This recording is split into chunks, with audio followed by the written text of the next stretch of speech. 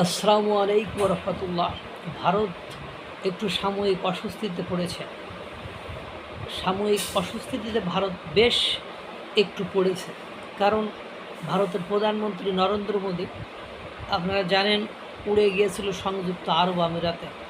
সংযুক্ত আরব আমিরাতকে সে তার দ্বিতীয় সেকেন্ড হোম বলে ঘোষণা করেছিল। তার পরপরই সংযুক্ত আরব আমিরাত থেকে আপনার নরেন্দ্র মোদী ফেরার পরপরই সংযুক্ত আরব আমিরাতের পাওয়ার প্ল্যান্টে কিন্তু হামলা চালিয়েছে ইরান এবং ব্যাপক ক্ষয়ক্ষতি সেখানে সম্পূর্ণ হয়েছে। পাশাপাশি জানেন পরশুদিন মানে 2 দিন আগে, ইট মেবি 2 দিন আগে আপনার ইউক্রেনের কিয়েভে তুরস্ক আপনার করেছিল যে ড্রোন হামলা করেছিল।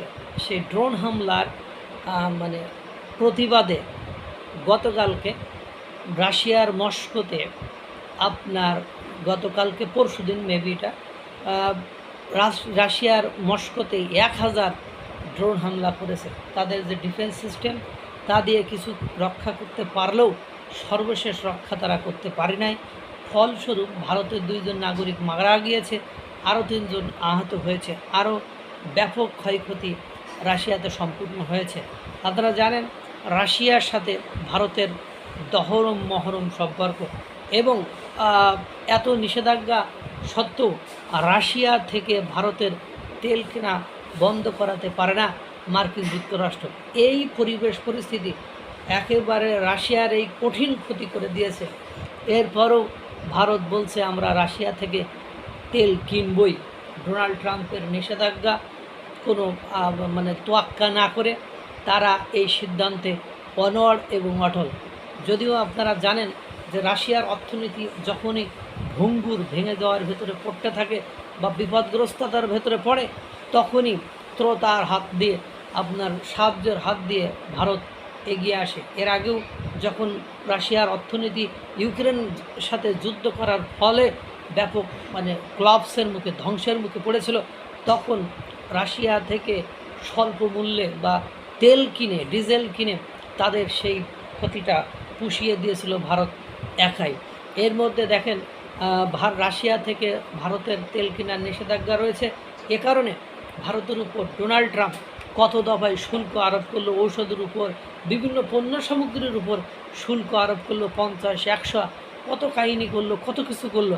তারপরও রাশিয়া থেকে ভারত তেল কিনবে এই ঘোষণা দিয়ে বসে আছে। আর বর্তমান সময়ে হরমুজ প্রণালী বন্ধ হওয়ার কারণে যে সিচুয়েশন, যে পরিস্থিতির সৃষ্টি হয়েছে, রাশিয়া থেকে তেল কেনা ছাড়া ভারত বিপর্যয়ের মধ্যে পড়বে। ইতিমধ্যে আপনারা জানেন ডিজেল সংকটের কারণে অনেক এয়ার অ্যাম্বুলেন্স মানে বন্ধ করে দেওয়া হয়েছে, এটা আপনারা অবগত রয়েছেন। এখন দেখেন রাশিয়াতে হামলা হয়েছে, রাশিয়া অবশ্যই ইউক্রেনের উপরে দেখবেন আবার হামলা করবে। সাময়িকভাবে দেখেন সংযুক্ত আরব আমিরাতের সাথে ভারত কতগুলো ডিল করেছে, এলএনজি, এলপিজি, গ্যাস সহ ডিজেল সহ অহরহ চুক্তি তাদের সাথে করেছে। যেহেতু সেকেন্ড হোম বলেছে, তাদের সাথে ব্যবসা বাণিজ্য কতটা করবে। সেই মুহূর্তে ইরান সংযুক্ত আরব আমিরাতে হামলা চালিয়ে তাদেরকে একটা বড় ধাক্কা দিয়েছে। এদিকে তাদের বন্ধুরাষ্ট্র সংযুক্ত আরব, ভারতের বন্ধুরাষ্ট্র সংযুক্ত আরব আমিরাতের উপর ধাক্কা দিয়েছে, এদিকে রাশিয়ার উপরে আক্রমণ করেছে। এই 2টা দেশ থেকেই সঙ্গত কারণে প্রচুর পরিমাণ diesel, LPG gas, LNG gas জ্বালানি সেটা ভারতের আসে। এই পরিস্থিতিতে ভারত অবশ্যই শান্ত হয়ে বসে থাকবে না, পদক্ষেপ গ্রহণ করবে এবং দেখবেন অর্থনৈতিকভাবে এই 2টা দেশকে সাপোর্ট করে যারা তাদের উপর আক্রমণ করেছে তাদেরকে হেনস্থা করে ফেলবে, একেবারে দফারফা করে ফেলবে ভারতের এই মানে পরোক্ষ শক্তি ব্যবহার করে রাশিয়া এবং সংযুক্ত আরব আমিরাত। দেখতে থাকুন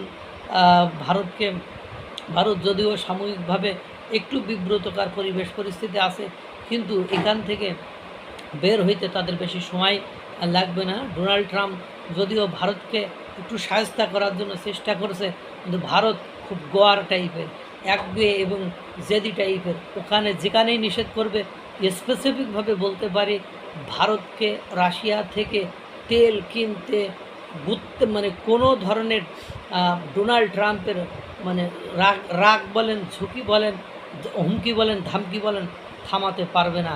তাই পরিবেশ পরিস্থিতি যাই হোক, আল্লাহ তাআলা সকলকে ভালো রাখুক, সুস্থ রাখুক। আসসালামু আলাইকুম ওয়া রাহমাতুল্লাহ।